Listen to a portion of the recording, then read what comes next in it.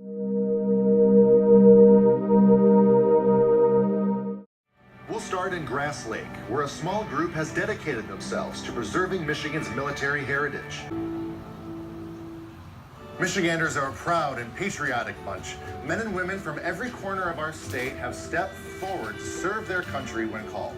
From the Revolution and the Civil War, through 2 world wars, Vietnam, Korea, and into today's conflicts in the Middle East. During the Second World War, Michigan was even dubbed the arsenal of democracy, producing more than 1/3 of all war materials. It's a long and proud Michigan heritage that must not be forgotten. And with that in mind, we begin this episode of Destination Michigan with Steve Smith. That's right, Matt. We go to Grass Lake for our first stop and meet with the dedicated folks at the Michigan Military Heritage Museum, where they're busy chronicling our patriotic legacy.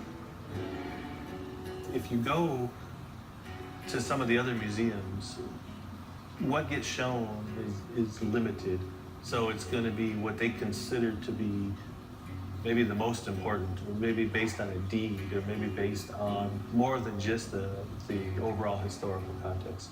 If you come here, you're going to see the soldier that served in the Battle of the Bulge, regardless of what position or what medals he may have earned after the fact, that your neighbor, your grandparent, or uncle, there's a place for it here. I'd say just about everything we have is unique because it's the story behind the artifact that makes it unique. You know, you go into a place, you see a bunch of uniforms. They're just uniforms, and then when you put a story behind that uniform, it really makes everything very unique. The Michigan Military Heritage Museum is the creation of the Grass Lake Area Historical Connections. In large part, the thousands of artifacts on display come from individual donations. That includes a collection of 30 uniforms in a special exhibit commemorating the Centennial of the United States entry into World War I. The exhibit is on loan from Dennis Skopinski of Ann Arbor. We've got Italian soldiers, Austro-Hungarian, there's Russian, German, our Belgium, French, Canadians, and Italians. And so when you see these uniforms, usually you see them in black and white on TV, and they just sort of are there, or you see black and white pictures. This, you get a chance to go up and actually see what they look like, from boots to helmets, and you can see the colors, and people ask, are these dress uniforms? And the answer is no, these are actually what they wore in combat. As far as combat uniforms go, there's probably no better collection in the United States as far as putting combat uniforms together from the different countries. As you wander through the museum, other artifacts, uniforms, and their stories draw you in. Like this full uniform taken from a German prisoner, the property of Detroit native Private First Class Frederick Knock. Knock also donated hundreds of detailed drawings he sketched during his tour of duty, along with a scrapbook featuring the letters he sent home every day to his mother. That's George W. Papard Jr. I picked up his uniform back in the 1970s, I think, in Dearborn. And I went through and I saw it was stamped G.W. Papard Jr.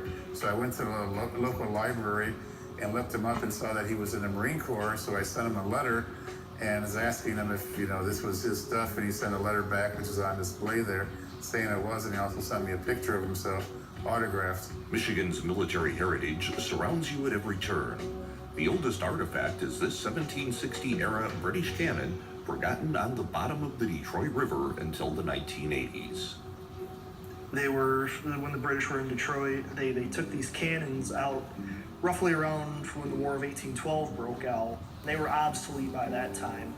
They took these cannons out onto the Detroit River because they didn't want the Americans getting the cannons at all. They didn't want them using their weapons against them. They took them out onto the river, carriages and all, and during the middle of the winter. And when the thaw came the next spring, they just let them sink through the bottom of the Detroit River. The realities of war evoke emotions on all levels.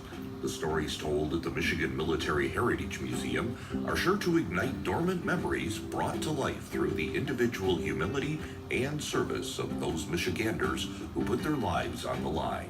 12-year-old boy in the Netherlands, and when he he ran into the exhibit about the food drops in Holland. It just brought him to tears because he said it saved his father's life, it saved his life, and we were able to connect him with the veteran that flew that mission for a phone call at a later date, and it was really just incredible to watch that happen. The museum opened in November 2016, and already it's out of room. Plans are underway for renovations that will help ease the space crunch. During your visit to Grass Lake, make sure to add stops at the Co-Historical Museum, recently added to the National Register of Historic Places. And you'll learn about the now defunct electronic interurban railways that crisscrossed our state.